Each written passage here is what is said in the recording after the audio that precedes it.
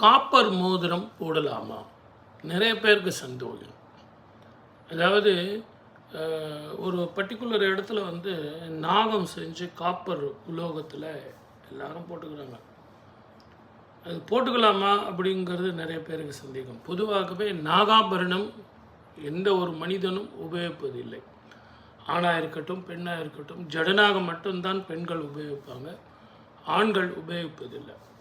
அதே மாதிரி செவ்வாய் வலுத்து காணப்படுவர்கள், உங்கள் ஜாதகத்தில் செவ்வாய் ஆட்சியாக இருந்தால், உச்சமாக இருந்தால் நீங்கள் காப்பரில் போடலாம்.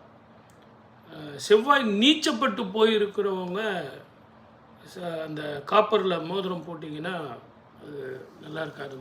முதல்ல உடல் ஆரோக்கியம் பாதிக்கும்.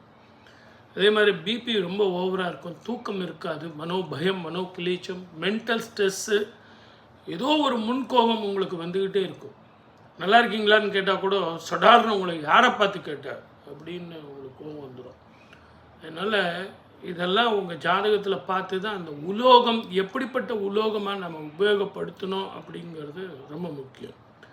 அதே நேரத்தில் காப்பரில் நாகத்தில் செஞ்சு நிறைய பேர் அந்த மோதிரம் போடுறது நாகதோஷம் போகிறதுக்கும், பித்ரு தோஷம் போகிறதுக்கும், செவ்வாய் தோஷம் போகிறதுக்கும், திருமண தடை போகிறதுக்கும் இதெல்லாம் கொடுக்குறாங்க. அது பிரயோஜனப்படாது. ஏன்னா நாகதோஷம், பித்ரு தோஷம் இதையெல்லாம் இந்த காப்பரில் செவ்வாய் தோஷத்துக்கான மருந்து இல்லை.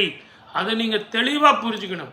ஏன்னா நாகதோஷம், பித்ரு தோஷங்கிறது இந்த நாகதோஷத்துக்கு உண்டான நாகத்தையே நீங்கள் மோதிரமாக போட்டுட்டு இருந்தீங்கன்னா ரொம்ப பிரச்சனையை கொடுக்கும், மனோதைரியத்தை பாதிக்கும், பணப்பிரச்சனையை கொடுக்கும்.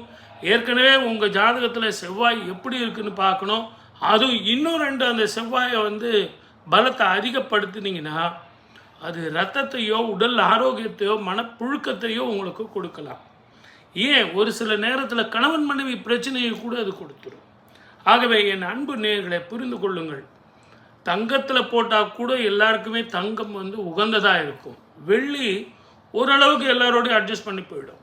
ஆனால் இந்த காப்பரில் போடுறது, அதே மாதிரி நாக மோதிரம் போடுறதுங்கிறத கொஞ்சம் ஆலோசனை பண்ணி செய்யுங்க. ஒரு 2 நாள் நீங்கள் கழட்டி வச்சு பாருங்கள். நிம்மதியாக தூங்குறேன், நிம்மதியாக சாப்பிட்றேன், ஆஃபீஸில் நிம்மதியாக இருக்கேன் சார், சரியான முடிவு எடுக்கிறேன், தெளிவாக இருக்கேன், ஏதோ ஒரு டென்ஷன் இல்லாமல் இருக்குது சார் அப்படின்னா திருப்பி நீங்கள் அதை போட வேண்டாம். இல்லை சார், அதை போட்டுட்டு இருக்கும்போதே எனக்கு நல்லா இருந்தது, மன நிம்மதியாக இருந்ததுன்னா கண்டினியூ பண்ணுங்கள். ஆகவே இதையெல்லாம் ஜோதிடர்கள்கிட்ட கேட்டு தான் நீங்கள் போடணும். சப்ஸ்கிரைப் பண்ணுங்கள், ஷேர் பண்ணுங்கள், நிறைய பேசுவோம்.